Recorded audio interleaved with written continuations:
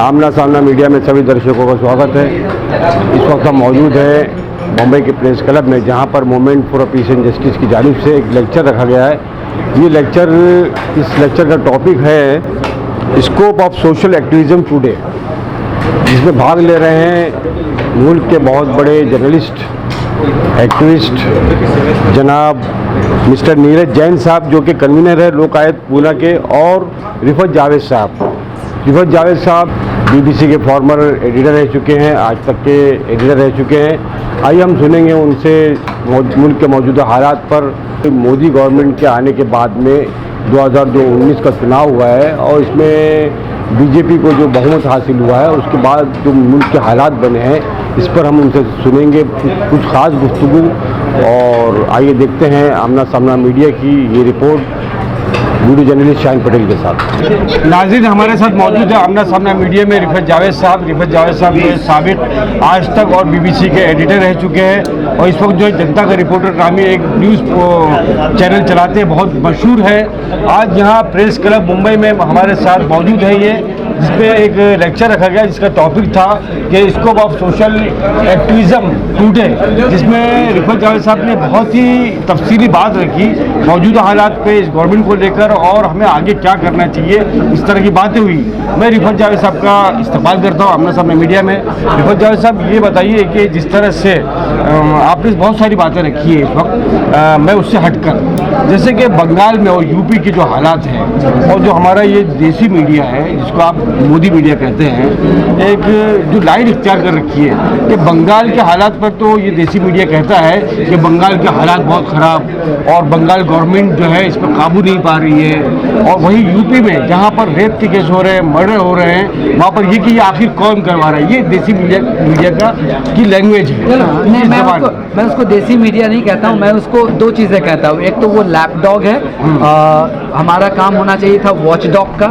हम watch dog बन करके लोगों को हम कटघरे में लाते, हम लैपडॉग बन गए, लोगों के गोदी के कुत्ते बन गए हैं। ये बकौल आपकी लैपडॉग जो है, तो ये बंगाल में ये सुर है और यूपी में ये सुर नहीं, बिकॉज उनको वो चूंकि वो लैपडॉग है तो उनकी अपनी आवाज़ नहीं है। उनको कहीं से कोई कहा जा रहा है कि अभी तुम भौंको तो वो भौंकते हैं। उनको कहा जाता है कि बंगाल में अगर एक पेशेंट अगर हालांकि वो गलत है, किसी भी डॉक्टर पर कहीं पे अटैक नहीं होना चाहिए, लेकिन उससे भी ज़्यादा जब चीज़ें अगर कहीं और होती हैं तो आपको उसी स्कूल में वहाँ पे भी भौंकना चाहिए था, आप नहीं भौंकते हैं। तो वो एक पैटर्न के तहत, चूँकि 2021 वहाँ पे इलेक्शन आ रहा है, बीजेपी को 18 सीटें वहाँ मिली है, अब बीजेपी को ये लगता है कि वहाँ पे वो हुकूमत भी बना सकती है, तो उसके लिए तमाम तैयारियाँ शुरू हो गई हैं। तो बस उसी का एक हिस्सा है, उसका हिस्सा है। कहीं ये भी तो लग रहा है ना कि वहाँ पर हो सकता है कि सदर राज नाफिज कर दिया जाए। ये मीडिया पहले से ही अपना सुर आलापना शुरू करे कि बंगाल के हालात खराब और वहाँ पर मोदी ममता बनर्जी की हुकूमत को हटा के सदर राज नाफिज कर दिया। देखिए, वो कर सकते हैं, अनमुमकिन है, कई जगह किया भी है, पास्ट में किया है, बीजेपी वगैरह ने भी कोशिश की है। अमूमन ये होता है कि जब आप चुनी बहुत बड़ी मेजोरिटी से ममता बनर्जी आई थी, अगर ऐसी सूरत में अगर आप वहाँ पर सदर राज नाफिज करते हैं तो अपने पाँव में कुल्हाड़ी मारने के मानिंद होगा ये, क्योंकि वो सिंपैथी वेव जाता है, लोगों को लगता है कि आप हीरो बना देते हैं, उनको मार्टर बना देते हैं, शहीद बना देते हैं। तो आई डोंट थिंक कि बीजेपी के एडवाइजर उनको ये मशवरा देंगे कि आप वहाँ पे सदर राज करें। सदर राज अगर करते हैं तो आई थिंक कि उसके बाद तो फिर ममता के चांसेस ज़्यादा हैं, लेकिन अगेन ईवीएम वगैरह उनके हाथ में है, इलेक्शन कमीशन उनके हाथ में है, तो फिर कुछ भी मुमकिन है, वहाँ भी हो सकता है। अगला सवाल ये है कि जिस तरह से मोदी जी ने अपनी तकरीर में बतौर ख़ास अक़लियतों के लिए कि सबका साथ, सबका विश्वास, और उसके बाद में मुसलमानों के दो मुद्दे जो बहुत ही इस वक्त गर्म है, एक तलाक़ सलासा को लेकर और दूसरा ये मदरसों में 5 करोड़ तलबा को पेंशन देना।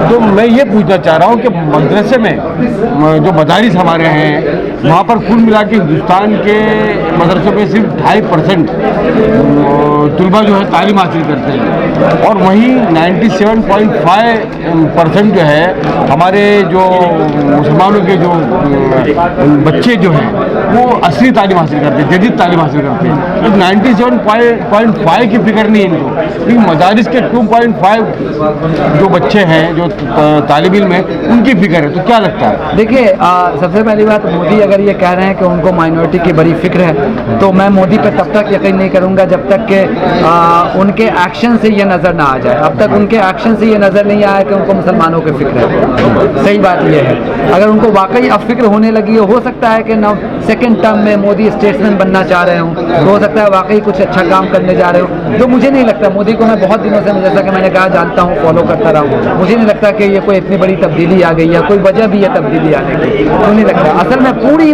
जो प्लानिंग है, जो मैंने अभी आपको टॉक में बताया कि आपको एहसास कमतरी में मुब्तला करके रखा जाए कि आप उनसे नीचे हैं, आप जो हैं सेकंड ग्रेड के सिटीजन हैं, आप उनके जैसे नहीं हैं। आपके ऊपर है, कम्युनिटी के ऊपर है कि क्या वो वाकई वो एहसास कमतरी, इंफीरियरिटी कॉम्प्लेक्स में रहना चाहेंगे, या कुछ एक ऐसा कुछ करें जो खुद ही लीडरशिप फराहम करे, खुद ही आगे आए, खुद ही अपनी कम्युनिटी की फलाह बहबूद के लिए काम करें और एक ज़बरदस्त ऑल्टरनेटिव तैयार करें इस तरह की पोलिटिकल पार्टीज़ के। मैं ये कहना चाह रहा हूँ रिफत जावेद साहब, जैसे कि मैंने बात की कि 2.5% जो तलबा अजीज़ है हमारे मदारिस के, उनकी फिक्र हो रही है, लेकिन कहीं ना कहीं मदारिस में जो है ये पीछे के दरवाजे से दाखिल होना चाहते हैं। मदारिस ही नहीं, आप लिख लीजिए, आप ये सब कुछ करेंगे, आपके वक्फ बोर्ड में आएंगे जहाँ सबसे ज़्यादा पैसा वहीं पे है, सबसे ज़्यादा वेल्थ उसके पास है। धीरे धीरे करके आपकी तशख़्ख़ुस, आपकी जो आइडेंटिटी है, वो उस पर हमला करने की जो कोशिश शुरू हो गई थी 2014 से। सबसे पहले आपको डराया गया कि अखलाक आगे हुआ है तो कल तुम भी हो सकते हो, पहलू हुआ है तो तुम भी हो सकते हो, तो अब तुम डरो मुझसे, अब तुम नहीं खा सकते अपनी मर्जी का खाना, अब तुम नहीं पहन सकते अपनी मर्जी का कपड़ा, अब तुम नहीं शादी कर सकते अपनी मर्जी की लड़की से। तो ये जो हुआ लव जिहाद और ये तमाम चीज़ों का नकोसला करके, अब उसी चीज़ को एक अगली सिमत में लेकर के जाया जा रहा है। प्लानिंग वही है, मंशा वही है, नए नए शोशे छोड़े जा रहे हैं और अभी आपको और भी देखने को मिलेगा। जबकि होना ही चाहिए कि जो हमारी तालीमी दरसगाहें हैं, जो जदीद तालीम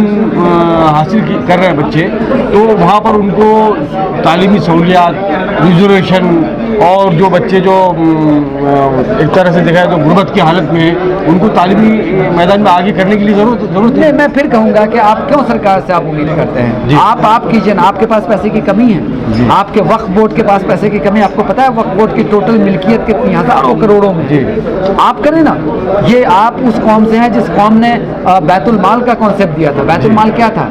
आप ज़कात आप देते हैं, आपने कभी सोचा कि ज़कात से किसका फ़ायदा हो रहा है? ज़कात का होल कॉन्सेप्ट यह है कि आप जिस शख्स को इस साल ज़कात दे, अगले साल वो ज़कात देने वाला बने। आप नहीं करते हैं ये सब चीज़। तो आप ये कह रहे हैं सरकारों से उम्मीदें छोड़ दीजिए, ये मान लीजिए अब 6 साल के बाद, 5.5 साल के बाद भी आपको उम्मीदें बची है अगर मोदी सरकार से, तो ये आपका फॉल्ट है, मोदी सरकार का नहीं है। सवाल तो रिफत जावेद साहब बहुत सारे हैं, लेकिन आपको जाना भी है और शायद और भी प्रोग्राम आपके हैं इस वक्त, तो मैं बहुत बहुत शुक्रिया अदा करूँगा आपका अपना सामने मीडिया की जानिब से, अपना सामने मीडिया की तरफ से। ये हम जो है रिफत जावेद साहब से बात कर रहे थे, कैमरामैन शाहीन पटेल के साथ राशिद उद्दीन। शुक्रिया। कैसे हैं शाहीन आप? मुंबई प्रेस क्लब में movement for piece and justice के अध्यक्ष, महाराष्ट्र अध्यक्ष जनाब सिराज साहब हमारे साथ मौजूद हैं। आइए हम जानते हैं कि आज का इस प्रोग्राम रखने का मकसद क्या था, जो आपने टॉपिक रखा है, scope of social activism today, तो सिराज साहब बताएंगे आप। असल में हमारे आज के इस प्रोग्राम का असल मकसद ये है कि हम ये समझते हैं कि इस देश के असल मुद्दे क्या हैं, क्योंकि लोग ये समझते हैं कि पिछले कई सालों में जो देश के हालात तेज़ी से बदल रहे हैं, उसके अंदर क्या मुद्दे भी हमारे बदल चुके हैं क्या। अब इसी बात को जानने के लिए हमने आज स्पीकर्स को भी बाहर से बुलाया था और हमने बात की। हम ये समझते हैं कि जो देश के कोर इश्यूज़ हैं, जैसे हमारे किसानों का मुद्दा है, भुखमरी का मुद्दा है, बेरोज़गारी का मुद्दा है, सेहत का मुद्दा है, एजुकेशन का मुद्दा है, क्या ये कोर इशू बचे हैं कि नहीं बचे हैं, यही बात जानने के लिए हमने आज का प्रोग्राम बुलाया था। और मुझे बहुत खुशी है कि हमारे 2 स्पीकर्स जो बहुत ही सीनियर लोग हैं अपने अपने फील्ड के अंदर, एक्टिविज़म के अंदर, उन दोनों ने हमारी बात को रिकॉग्नाइज किया कि जिन मुद्दों पर हम काम कर रहे हैं यही वो सॉल्यूशन है जो देश की जनता के लिए फ्यूचर में कारआमद साबित होगा। तो आज के प्रोग्राम का हमारा जो असल मकसद था कि हम एक पैगाम देना चाहते थे लोगों के साथ कि अगर हम लोगों के लिए काम करें और अपनी कम्युनिटी से उठकर लोगों के लिए, पूरे देश की जनता के लिए काम करने की बात हम करते हैं, तो ये देश की जनता इतनी कठोर नहीं है कि वो आपसे नफरत करेगी। अगर आप लोगों के काम आएंगे तो लोग भी आपको काम आएंगे।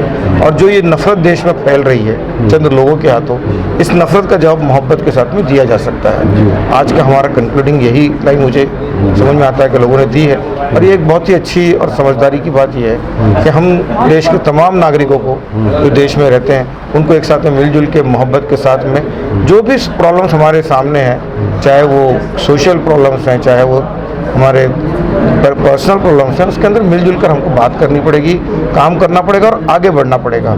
सिर्फ रोने से अब बात नहीं बनेगी, बल्कि पॉजिटिवली कंस्ट्रक्टिवली हमको इन्वॉल्व होना पड़ेगा और ये प्रूफ करना पड़ेगा कि हम इस देश के लिए सचमुच कुछ भला चाहने वाले लोग हैं और हम देश से भी प्यार करते हैं, देश की जनता से भी प्यार करते हैं। यानी अब रोने की जरूरत नहीं है और सरकारों को तनकीद का निशाना बनाने से बेहतर है कि या सरकारों को इल्ज़ाम हम दें, हमें खुद मैदान में उतरना पड़ेगा। और ख़ास तौर से जो इस देश का सोशल एक्टिविस्ट जो एक तबका है, बहुत बड़ा तबका, उनको इन मुद्दों पे आगे आना पड़ेगा। ये आपका मकसद मैं समझता हूँ कि मुझे अच्छा लग रहा है, ये मकसद आपका खास तौर से अहम है। शुक्रिया सिराज साहब, आमना सामना मीडिया से बात करने के लिए शुक्रिया।